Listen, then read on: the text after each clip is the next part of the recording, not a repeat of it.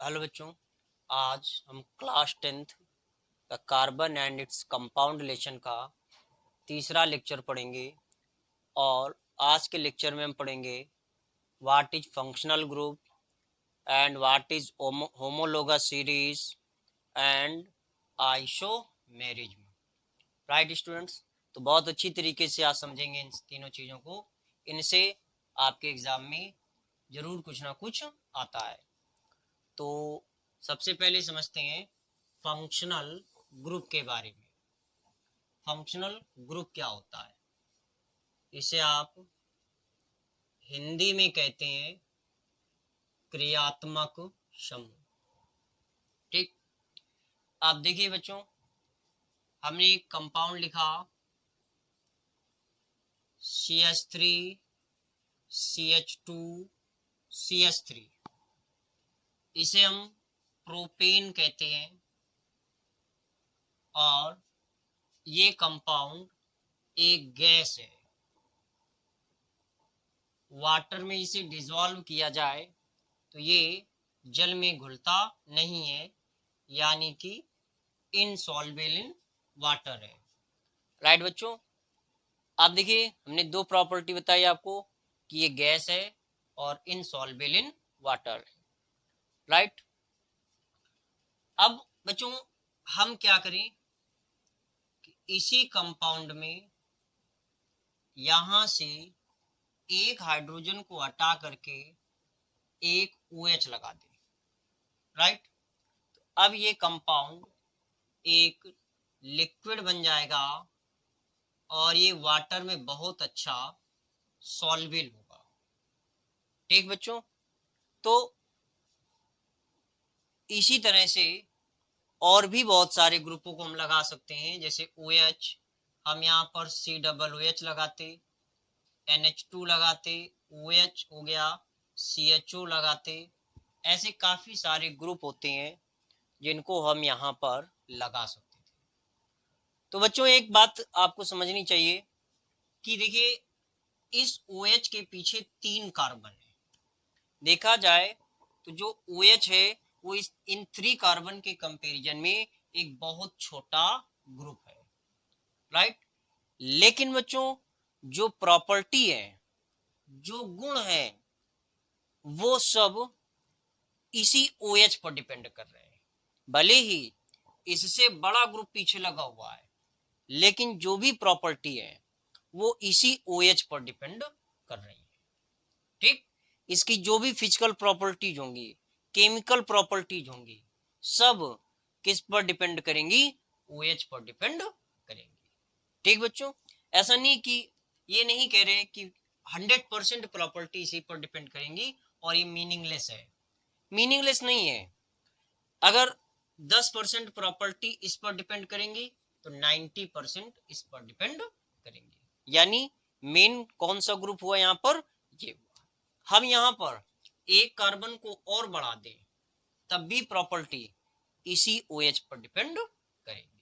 ठीक, तो इस तरह से जो भी ग्रुप यानी समूह जिन पर इस पूरी कार्बन चेन के प्रॉपर्टी डिपेंड करने लगे, यानी कि एक कार्बन चेन बनी हुई है, उस चेन में हमने कोई ग्रुप जोड़ा, उस ग्रुप के जोड़ते ही उस चेन की सारी प्रॉपर्टी उस ग्रुप पर डिपेंड करने लगी। ठीक, तो ऐसे ही ग्रुपों को आप कहते हैं फंक्शनल ग्रुप। राइट, यानी कि बहुत आसानी से आप अपनी नोटबुक में इसके डेफिनेशन लिख सकते हैं कि वे ग्रुप जिन पर कार्बन चेन की प्रॉपर्टी निर्भर करती हैं उन्हें फंक्शनल ग्रुप कहते हैं। वे समूह जिन पर कार्बन चेन की प्रॉपर्टी निर्भर करती हैं, डिपेंड करती हैं, उन्हें फंक्शनल ग्रुप कहते हैं। ठीक बच्चों, आप कुछ फंक्शनल ग्रुप के नेम यहाँ पर लर्न कर लेंगे, फिर हम पढ़ेंगे होमोलोगस सीरीज। तो देखिए फंक्शनल ग्रुप में कुछ मेन अभी हम यहाँ पर आपको बताते हैं, जैसे C डबल OH, इसे कहते हैं कार्बोक्सिलिक एसिड। बच्चों ये ग्रुप का नेम है। जब इसे किसी कंपाउंड में अटैच करेंगे जैसे HCOOH, CH3COOH, तो फिर वहां पर सिर्फ नेम कार्बोक्सिलिक एसिड ही नहीं बनेगा, नेम जो होगा इसके अकॉर्डिंग या इस पर भी डिपेंड करेगा। जो COOH के पहले लगा हुआ है नेम वहां पर भी डिपेंड करेगा।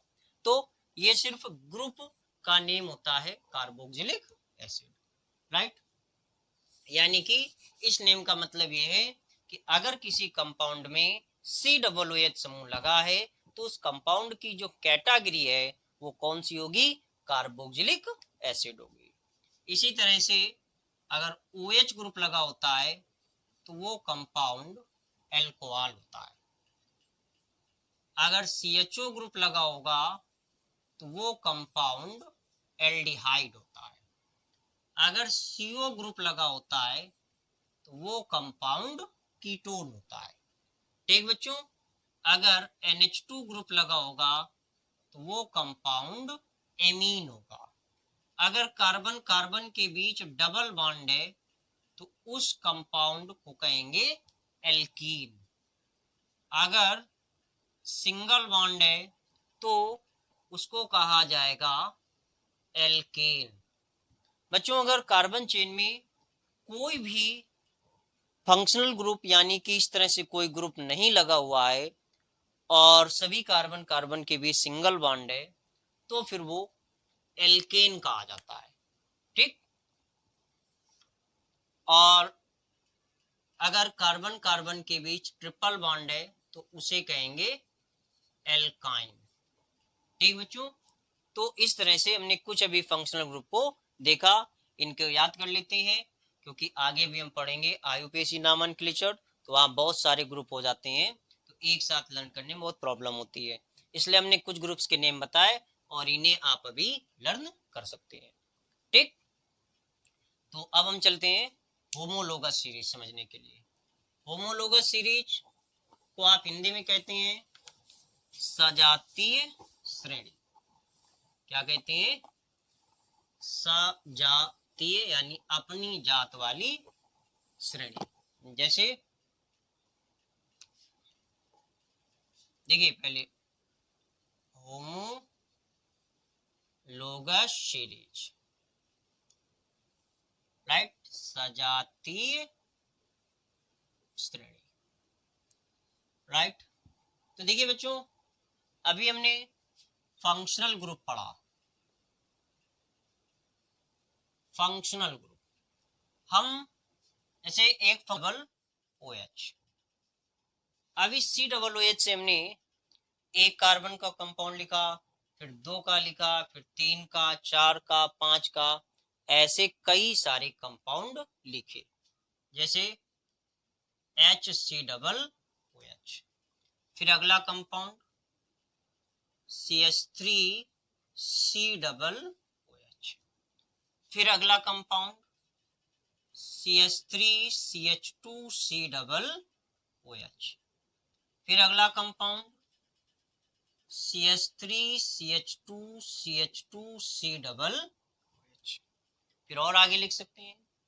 ठीक बच्चों, तो इस तरह से हमने क्या किया कि COOH फंक्शनल ग्रुप के ये 4 कंपाउंड लिखे। ठीक, अब देखिए इसको इनको हमने एक सीक्वेंस से लिखा, यानी कि 1 कार्बन का, फिर 2 का, फिर 3 का, फिर 4 का। ठीक, अब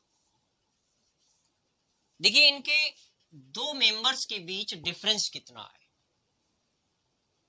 यहां पर आप देखेंगे तो यहाँ पर 1 कार्बन है बट यहाँ पर 2 कार्बन है। ऐसे देख लीजिए इतना तो सेम है, इतने इतने में चेक कर लीजिए तो डिफरेंस आएगा 1 कार्बन का और 2 हाइड्रोजन का।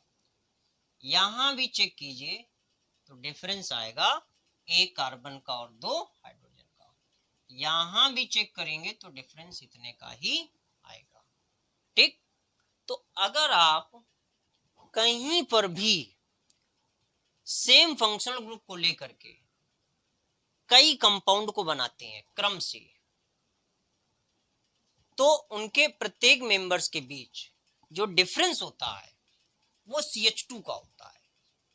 ठीक, तो इसी सीरीज को कह दिया जाता है होमोलोगस सीरीज, यानी कि सजातीय श्रेणी। ठीक, आप किसी भी फंक्शनल ग्रुप को लेकर के अब ये ध्यान रखेंगे कि जो फंक्शनल ग्रुप आपने पहले में लिया वही दूसरे में, तीसरे में, चौथे में, जितने भी कंपाउंड बनाए फंक्शनल ग्रुप नहीं बदलना है। ठीक, तो आप क्रम से इनके मेंबर बनाते जाइए, तो इनके प्रत्येक मेंबर के बीच CH2 डिफरेंस होगा और इन्हीं कंपाउंड की सीरीज को आप कह देंगे होमोलोगस सीरीज। ठीक बच्चों, तो होमोलोगस सीरीज की डेफिनेशन होगी कि सेम फंक्शनल ग्रुप के वे कंपाउंड जिनके प्रत्येक मेंबर के बीच CH2 का डिफरेंस होता है उसे आप क्या कहते हैं, होमोलोगस सीरीज कहते हैं। ठीक, अब बच्चों हम आपको इस तरह से सीरीज बनाने के बारे में थोड़ा बता देते हैं, क्योंकि आप क्लास 10th में होते हैं तो आपको इस तरह के कंपाउंड देख करके डर बहुत लगता है, तो डरने का नहीं, अच्छी तरह से समझिए और आप भी आसानी से इन्हें बना पाएंगे। आप सोचिए आप कौन सा फंक्शनल ग्रुप ले सकते हैं, आप अपने माइंड में रिपीट कीजिए कौन सा फंक्शनल ग्रुप ले सकते हैं। देखिए हमने लिया CHO, क्या आपके माइंड से मैच किया तो वाकई आप बहुत लकी हैं। तो देखिए जैसे हमने इसके एक कार्बन का बनाया मेंबर HCHO, अब 2 कार्बन का अगला हम क्या करेंगे कि इसमें CH2 को बढ़ा देंगे, तो ये जो H है उस CH2 के साथ बढ़ा करके हम अगला मेंबर बना देंगे CH3CHO। पहले से दूसरे में आपको थोड़ा सी परेशानी फील हो सकती है, बट अगले मेंबर्स को और आसानी से बना पाओगे। अब हम क्या करेंगे कि इस CH3 और CHO के बीच में CH2 बढ़ा देंगे, तो हमारा तीसरा मेंबर हो गया होमोलोगस सीरीज का। फिर एक और CH2 बढ़ा देंगे तो चौथा मेंबर हो गया, एक और CH2 बढ़ा देंगे तो ये जो है नेक्स्ट मेंबर हो गया, तो ये एल्डिहाइड की होमोलोगस सीरीज बन गई। ठीक बच्चों, तो ये होती है होमोलोगस सीरीज। अब थोड़ी सी प्रॉपर्टीज की भी बात कर लेते हैं। तो बच्चों जो होमोलोगस सीरीज होती है इसके कंपाउंड्स जो भी बनते हैं इनकी केमिकल प्रॉपर्टीज में काफी सिमिलरिटी होती है, यानी जो रासायनिक गुण होते हैं उनमें काफी ज्यादा समानता होती है। जो रिएक्शन ये करेगा वही ये भी करेगा, वही ये भी करेगा, वही ये भी करेगा, वही ये भी करेगा। ध्यान रखिए 100% नहीं सेम होंगी, बट बहुत सी प्रॉपर्टी मैच करेंगी। ठीक, जो फिजिकल प्रॉपर्टीज होती हैं, भौतिक गुण होते हैं, वो भी लगभग एक जैसे होते हैं, लेकिन उनमें एक रेगुलर चेंजमेंट आता है। अब जैसे ये कंपाउंड वाटर में बहुत ज्यादा सॉल्युबल होता है, अब ये कंपाउंड उससे कम सॉल्युबल होगा, ये और कम, ये और कम, ये और कम। ठीक है, तो इस तरह से जो भी फिजिकल प्रॉपर्टीज होती हैं उनमें एक जो है रेगुलर चेंजमेंट आता है। ठीक, इसी तरह से इनके बॉइलिंग पॉइंट की भी बात की जाए तो इसका सबसे कम, फिर थोड़ा ज्यादा, फिर थोड़ा ज्यादा, फिर थोड़ा ज्यादा और ज्यादा, इस तरह से।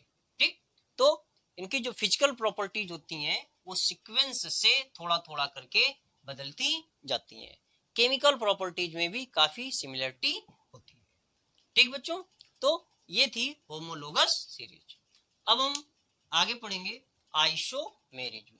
बहुत अच्छा टॉपिक है और बहुत अच्छी तरीके से आपको समझ में आने वाला है। तो 1 मिनट का ब्रेक लेंगे।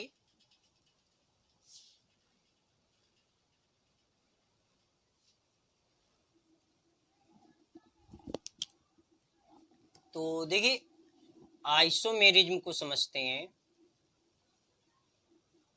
आइसोमेरिज्म यानी कि समावयवता। ठीक बच्चों, तो देखिए ये क्या होती है। अब आपको एक चीज समझनी पड़ेगी, जैसे हमने लिखा एथिल अल्कोहल का फार्मूला CH3CH2OH ये लिखा। तो इस फार्मूले को आप कह सकते हैं कि ये कौन सा है, कंडेंस फार्मूला है, राइट। या नॉर्मली हम लोग इसको स्ट्रक्चरल फार्मूला भी कह देते हैं, ठीक, क्योंकि इसमें बॉन्ड वॉन्ड लगा करके हमने शो किया, तो इसको हम लोग स्ट्रक्चरल फार्मूला भी कह देते हैं। अब देखिएगा इसमें कितने कार्बन है, आप इसको चेक कीजिए, 1 2, टोटल हाइड्रोजन कितनी है, 3 2 1, 6 हो गए, और ऑक्सीजन 1। तो अगर किसी स्ट्रक्चरल फार्मूले के सारे कार्बन, हाइड्रोजन और जो भी हैं उन सब को आप काउंट करके ऐसे लिख रहे हैं, तो उस फार्मूले को यहां पर कहते हैं मॉलिक्यूलर फार्मूला, यानी कि अणु सूत्र, ठीक। अब बच्चों आप देखिएगा कि एथिल अल्कोहल का मॉलिक्यूलर फार्मूला है C2H6O। इसी तरह से हम एक कंपाउंड लिखते हैं यहां पर, डाई मेथिल ईथर, ठीक, डाई मेथिल ईथर CH3OCH3, ये इसका स्ट्रक्चरल फार्मूला। मॉलिक्यूलर फार्मूला इसका देखिए क्या होगा, 1 2 कार्बन, हाइड्रोजन 3 3 6 एंड ऑक्सीजन 1, ये। तो इस तरह से इसका मॉलिक्यूलर फार्मूला आया C2H6O। अब देखिएगा डाई मेथिल ईथर और एथिल अल्कोहल दोनों अलग अलग कंपाउंड है, दोनों के स्ट्रक्चरल फार्मूले भी अलग अलग हैं, लेकिन देखिएगा इनके मॉलिक्यूलर फार्मूले जो हैं वो एक जैसे हैं, ठीक बच्चों। तो ऐसा सिर्फ एथिल अल्कोहल और डाई मेथिल ईथर के साथ नहीं होता है, बहुत सारे कंपाउंड होते हैं जिनके स्ट्रक्चरल फार्मूले तो अलग अलग होते हैं, लेकिन मॉलिक्यूलर फार्मूले मैच कर जाते हैं, ठीक। देखते हैं कुछ एग्जांपल्स और एग्जांपल्स। अभी आपने देखा एथिल अल्कोहल और डाइमेथिल ईथर को कैसे दोनों के मॉलिक्यूलर फार्मूले एक जैसे हो गए थे। अब देखिएगा हमने कंपाउंड लिखा प्रोपेनल्डिहाइड CH3CH2CHO, प्रोपेनल भी कह सकते हैं इसको, या प्रोपेनल्डिहाइड। और दूसरा कंपाउंड लिखा हमने CH3COCH3, इसे एसीटोन बोलते हैं, ठीक।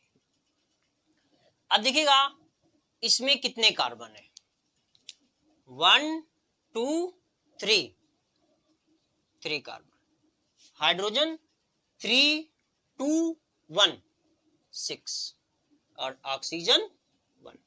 इसमें carbon 1 2 3, hydrogen 3 3 6 and oxygen 1, match कर गए, ठीक। तो इस तरह से इनके भी दोनों के मॉलिक्यूलर फार्मूले मैच कर रहे हैं। और देखिए एग्जांपल, एग्जांपल 2, एग्जांपल 3। देखिए हमने लिखा CH3CH2C OH, प्रोपेनोइक एसिड। और दूसरा फॉर्मूला लिखा CH3COOCH3, इसे कहते हैं मेथिल